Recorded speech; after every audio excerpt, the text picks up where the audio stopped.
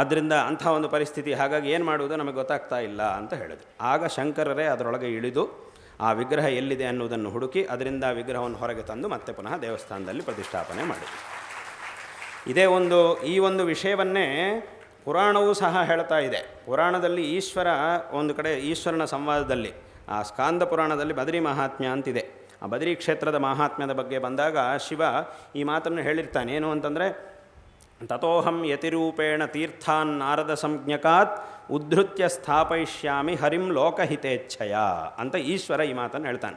ನಾನು ಯತಿಯ ರೂಪದಲ್ಲಿ, ಅಂದರೆ ಶಂಕರರ ರೂಪದಲ್ಲಿ ನಾನು ಅಲ್ಲಿಗೆ ಬಂದು ಆ ಬದರಿ ಕ್ಷೇತ್ರಕ್ಕೆ ಬಂದು ಅಲ್ಲಿರ್ತಕ್ಕಂತಹ ಭಗವಂತನ ಮೂರ್ತಿಯನ್ನು ಆ ನಾರದ ತೀರ್ಥದಿಂದ ಎತ್ತಿ ದೇವಸ್ಥಾನದಲ್ಲಿ ಸ್ಥಾಪನೆಯನ್ನು ಮಾಡ್ತೀನಿ. ಹಾಗಾಗಿ ಇವತ್ತಿಗೂ ಸಹ ನಾವಲ್ಲಿ ಆ ಶಂಕರರ ಆ ಬದರಿನಾರಾಯಣನ ದೇವಸ್ಥಾನದಲ್ಲಿ ಶಂಕರಾಚಾರ್ಯರ ಮೂರ್ತಿಯನ್ನು ನಾವು ನೋಡಲಿಕ್ಕೆ ಸಾಧ್ಯವಾಗುತ್ತೆ. ಅಲ್ಲೂ ಸಹ ಶಂಕರರ ಮೂರ್ತಿ ಇದೆ. ಈ ರೀತಿಯಾದಂತಹ ಅನೇಕ ವಿಧವಾದ ಕೆಲಸಗಳನ್ನು ಅವರು ಯಾತ್ರಾ ಕಾಲದಲ್ಲಿ ಶಂಕರ ಭಗವತ್ಪಾದಾಚಾರ್ಯರು ಮಾಡಿದ್ದಾರೆ. ಇದು ಮೊದಲನೇ ಕೆಲಸ. ಇನ್ನು ಎರಡನೇ ಕೆಲಸ ಯಾವುದು ಅಂತಂದರೆ ಗ್ರಂಥಗಳ ರಚನೆ. ಅನೇಕ ವಿಧವಾದಂತಹ ಗ್ರಂಥಗಳನ್ನು ರಚನೆ ಮಾಡಿ ಆ ಗ್ರಂಥಗಳಲ್ಲಿ ಅನೇಕ ವಿಧವಾದಂತಹ ವಿಷಯಗಳನ್ನು ಉಪದೇಶ ಮಾಡಿದ್ದಾರೆ. ಭಾಷ್ಯಗಳು, ಪ್ರಕರಣಗಳು, ಸ್ತೋತ್ರಗಳು, ಏನೇ ಒಂದು ಗ್ರಂಥವನ್ನು ರಚನೆ ಮಾಡಿದರೂ ಅದರೊಳಗೆ ಎಲ್ಲ ಮನುಷ್ಯರಿಗೂ ಬೇಕಾದಂತಹ ಒಂದು ಮಾರ್ಗದರ್ಶನ. ಎಲ್ಲರಿಗೂ ಸಹ ಅದು ಮಧ್ಯಮಾಧಿಕಾರಿಗಳು, ಉತ್ತಮಾಧಿಕಾರಿಗಳು, ಮಂದಾಧಿಕಾರಿಗಳು ಎಲ್ಲರಿಗೂ ಸಹ ಬೇಕಾದಂತಹ ಒಂದು ಮಾರ್ಗದರ್ಶನವನ್ನು ಅವರ ಗ್ರಂಥಗಳಲ್ಲಿ ಉಪದೇಶ ಮಾಡಿದ್ದಾರೆ. ಬೇಕಾದಂತಹ ಮಾರ್ಗದರ್ಶನವನ್ನು ಅವರು ಮಾಡಿದ್ದಾರೆ. ಅನೇಕ ವಿಧವಾದಂತಹ ಒಂದು ಕಡೆ ದೇವತಾ ಸ್ತೋತ್ರವನ್ನೂ ಸಹ ಮಾಡ್ತಾ, ಇನ್ನೊಂದು ಕಡೆ ಮನುಷ್ಯನಿಗೆ ಬೇಕಾದಂತಹ ವಿಷಯಗಳನ್ನು ಸಹ ಒಂದೇ ಶ್ಲೋಕದಲ್ಲಿ ಒಟ್ಟಿಗೆ ಉಪದೇಶ ಮಾಡ್ತಾರೆ.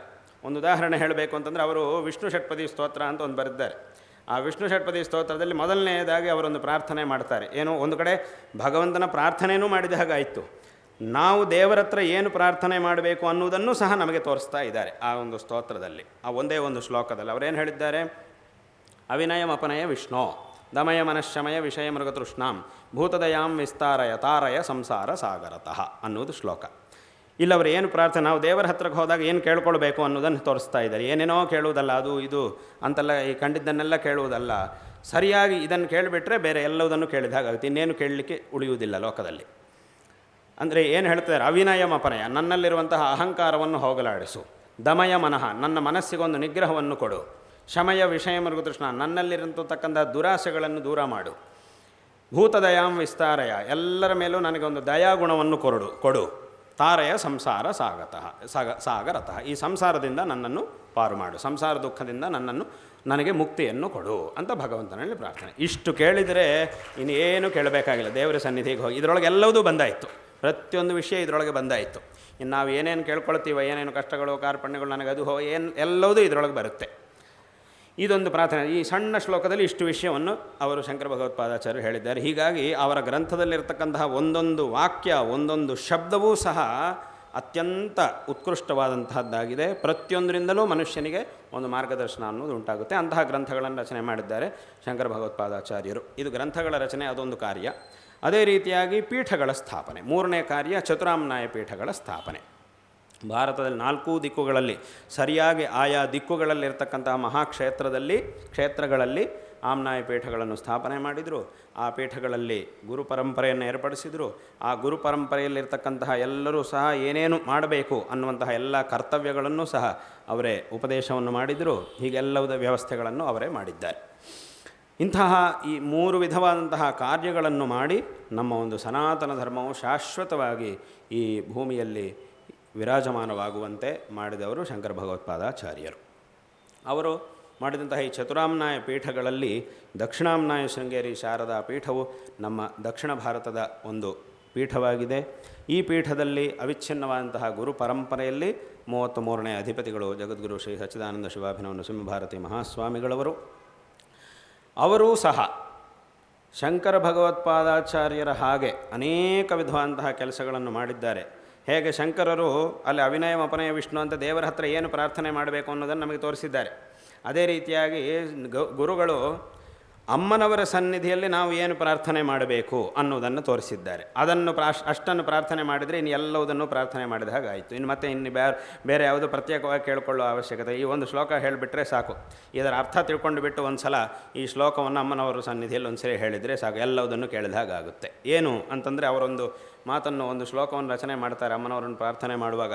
ಕರ್ಮಸ್ವಾತ್ಮೋಚಿತೇಷು ಸ್ಥಿರತರಧಿಷಣಾನ್ ದೇಹದಾರ್ಢ್ಯಂ ತದರ್ಥಂ ದೀರ್ಘಂಚಾಯುರ್ ಯಶಶ್ಚ ತ್ರಿಭುವನ ವಿದಿತಂ ಪಾಪಮಾರ್ಗಾದ್ ವಿರಕ್ತಿಂ ಸತ್ಸಂಗಂ ಸತ್ಕಥಾಯ ಶ್ರವಣೋಪಿ ಸದಾ ದೇವಿ ದತ್ವಾ ಕೃಪಾಬ್ಧೆ ವಿದ್ಯಾಂ ಶುದ್ಧಾಂಚ ಬುದ್ಧಿಂ ಕಮಲಜದೈತೆ ಸತ್ವರಂದೇಹಿ ಮಹ್ಯಂ ಅಂತ ಒಂದು ಪ್ರಾರ್ಥನೆ ಇದೆ. ಇದರೊಳಗೆ ಕೆಲವು ವಿಷಯಗಳನ್ನು ನಾವು ಏನು ಕೇಳಬೇಕು ಅಮ್ಮನವರ ಸನ್ನಿಧಿಗೆ ಹೋದಾಗ ಅದನ್ನು ಇಲ್ಲಿ ತೋರಿಸಿದ್ದಾರೆ. ಮೊದಲನೇದಾಗಿ ಕರ್ಮ ಸ್ವಾತ್ಮೋಚಿತೇಷು, ನನಗೆ ಉಚಿತವಾದಂತಹ, ನನಗೆ ಸಮಂಜಸವಾದಂತಹ ಕರ್ತವ್ಯಗಳಲ್ಲಿ ನನಗೆ ಸ್ಥಿರವಾದಂತಹ ಒಂದು ಬುದ್ಧಿಯನ್ನು ಕೊಡು. ಯಾವ ಕೆಲಸಗಳನ್ನು ನಾನು ಮಾಡಬೇಕಾಗಿದೆಯೋ ಆ ಕೆಲಸಗಳಲ್ಲಿ ನನಗೆ ಸ್ಥಿರವಾದಂತಹ ಒಂದು ಬುದ್ಧಿಯನ್ನು ಕೊಡು ಅನ್ನುವಂತಹದ್ದು ಮೊದಲನೇ ಪ್ರಾರ್ಥನೆ. ಇದು ಮನುಷ್ಯನಿಗೆ ಅತ್ಯಂತ ಅವಶ್ಯಕ. ಲೋಕದಲ್ಲೂ ನಾವು ಇದನ್ನೇ ಸರಳ ಭಾಷೆಯಲ್ಲಿ, ಲೌಕಿಕವಾದ ಭಾಷೆಯಲ್ಲಿ ಹೇಳುವುದಾದರೆ ಏನು ಹೇಳ್ತೀವಿ? ನಿನ್ನ ಕೆಲಸ ಏನೋ ನೋಡ್ಕೊಂಡಿರಪ್ಪ ಸಾಕು, ನಿಂದೇನು ಕೆಲಸನ ಅದನ್ನು ಮಾಡು, ನಿನಗೆ ಈ ಕೆಲಸ ಮಾಡೋಕ್ಕೆ ಹೇಳಿದ್ದೀನಲ್ಲ ಅದನ್ನು ಮಾಡು. ಈ ಮಾತನ್ನು ನಾವು ಯಾರಿಗೆ ಹೇಳ್ತೀವಿ? ಯಾರಿಗೆ ಇಂತಹ ಸ್ಥಿರವಾದ ಬುದ್ಧಿ ಇಲ್ವೋ ಅವನಿಗೆ ಈ ಮಾತನ್ನು ನಾವು ಹೇಳಬೇಕಾಗಿ ಬರುತ್ತೆ. ಒಂದು ವೇಳೆ ಇಂತಹ ಒಂದು ಸ್ಥಿರವಾದ ಬುದ್ಧಿ ನಮಗಿದೆ ಅಂತಂದರೆ ಯಾರಿಂದಲೂ ಇಂತಹ ಮಾತನ್ನು ನಾವು ಹೇಳಿಸ್ಕೊಳ್ಳೋ ಅವಶ್ಯಕತೆ ಇಲ್ಲ. ಮತ್ತು ನಮಗೆ ಬೇಕಾದಂತಹ ಒಂದು ಫಲವು ನಾವು ಮಾಡಿರತಕ್ಕಂತಹ ಕರ್ಮದ ಒಂದು ಫಲ ನಮಗೆ ಸಿಗುತ್ತೆ. ಹಾಗಾಗಿ ನನಗೆ ಯೋಗ್ಯವಾದಂತಹ ಕರ್ಮಗಳನ್ನು ಉತ್ತಮವಾದಂತಹ, ಅದರೊಳಗೂ ಉತ್ತಮವಾದಂತಹ ರೀತಿಯಲ್ಲಿ ನಿಭಾಯಿಸುವಂತೆ, ಆ ಕರ್ಮಗಳನ್ನು ನಾನು ಮಾಡುವಂತೆ ನನಗೆ ಅನುಗ್ರಹವನ್ನು ಮಾಡು ಅನ್ನುವಂತಹದ್ದು ಇದು ಮೊದಲನೇ ಪ್ರಾರ್ಥನೆ. ಅಲ್ಲಿ ಭಗವದ್ಗೀತೆಯಲ್ಲಿ ಭಗವಂತ ಅನೇಕ ವಿಧವಾದಂತಹ ವಿಷಯಗಳನ್ನು ಹೇಳುವಾಗ ಈ ಕೆಲಸಗಳನ್ನು ಮಾಡುವುದು ಹೇಗೆ ಅನ್ನೋದ್ರ ಬಗ್ಗೆ ಹೇಳ್ತಾನೆ. ಈ ಕೆಲಸಗಳನ್ನು ಮಾಡುವವರನ್ನು ಕರ್ತ ಎಂಬುದಾಗಿ ನಾವು ಲೋಕದಲ್ಲಿ ಹೇಳ್ತೀವಿ. ಈ ಕರ್ತೃಗಳು ಲೋಕದಲ್ಲಿ ಸಾತ್ವಿಕರಾದ ಕರ್ತೃಗಳು, ರಾಜಸರಾದ ಕರ್ತೃಗಳು, ತಾಮಸರಾದ ಕರ್ತೃಗಳು ಅಂತ ಮೂರು ವಿಧವಾಗಿ ಭಗವಂತ ವಿಭಾಗ ಮಾಡಿದ್ದಾನೆ.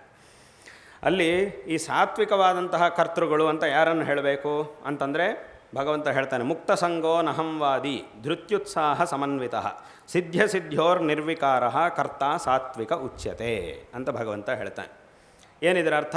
ಮುಕ್ತ ಸಂಘ, ಯಾವುದರ ಜೊತೆಗೂ ಸಂಬಂಧವಿಟ್ಟುಕೊಳ್ಳದೆ ತನ್ನ ಕರ್ತವ್ಯವನ್ನು ಚೆನ್ನಾಗಿ ಮಾಡುವವನು. ತನ್ನ ಕರ್ತವ್ಯವನ್ನು ಮಾಡಬೇಕಾಗಿ ಬಂದಾಗ ಬೇರೆ ಯಾವುದೋ ಒಂದ್ರ ಜೊತೆಗೆ ಸಂಬಂಧ ಇಟ್ಟುಕೊಂಡು ನನಗೆ ಅದು ಇದೆ ಹಾಗಾಗಿ ಇದನ್ನು ನಾನು ಮಾಡುವುದಿಲ್ಲ ಅಂತ ಹೇಳಬಾರದು. ಹಾಗೆ ಹೇಳುವುದಿಲ್ಲ. ತನ್ನ ಕರ್ತವ್ಯವನ್ನು ಮಾಡಲಿಕ್ಕೋಸ್ಕರ ಎಲ್ಲವುದನ್ನು ಬಿಟ್ಟು ಅದನ್ನು ನಾನು ಮಾಡ್ತೀನಿ, ಬೇರೆ ಸಂಬಂಧಗಳು ಅದೆಲ್ಲ ಆಮೇಲೆ ನೋಡ್ಕೊಳ್ತೀನಿ.